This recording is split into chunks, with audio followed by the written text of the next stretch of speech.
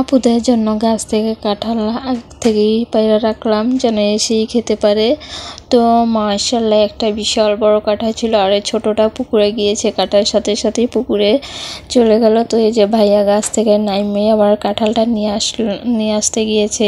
এই যে কাঁঠালটা দেখছেন ক্যামেরার ভিতরে অনেক ছোট, কিন্তু না, এই কাঁঠালটা আমি মানে আগিয়ে ধরে রাখতে পারবো না, এত বড় মাশাআল্লাহ প্রায় 10 কেজি হবে এই কাঁঠালটা, এত ওজন।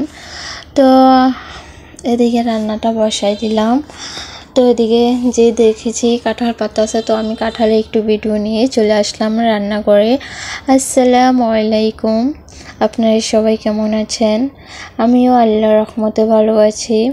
আমার ভিডিওটি কাছে কিংবা দূরে, দেশ কিংবা দেশের বাহিরে যারা দেখছেন তাদেরকে অসংখ্য ধন্যবাদ।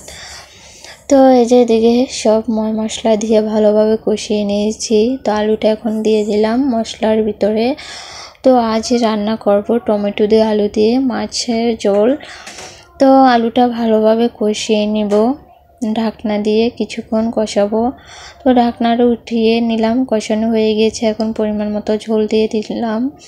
তো টমেটোটা আগ থেকেই নামিয়ে রাখি নাই, যেহেতু ফ্রোজেন করার সাথে সাথে এনে কেটে দিয়ে দিব তরকারির ভিতরে, তাহলে খেতেও ভালো লাগে। মনে হয় যে টাটকা টমেটো এরকম লাগে আর কি খেতে। আমার ভিডিওটি যদি ইউটিউব চ্যানেল থেকে দেখে থাকেন প্লিজ সাবস্ক্রাইব করে পাশে থাকবেন। আর পুরাতন আপু ভাইদেরকে অসংখ্য ধন্যবাদ। যদি ফেসবুক পেজ থেকে দেখে থাকেন ফলো দিয়ে পাশে থাকবেন। কি বলুন তো, এই যে হঠাৎ করে বৃষ্টি নেমে পড়লো, তো এত জোরে বৃষ্টি নামছে, তো আমি একটু ভিডিও করে নিচ্ছি বৃষ্টির।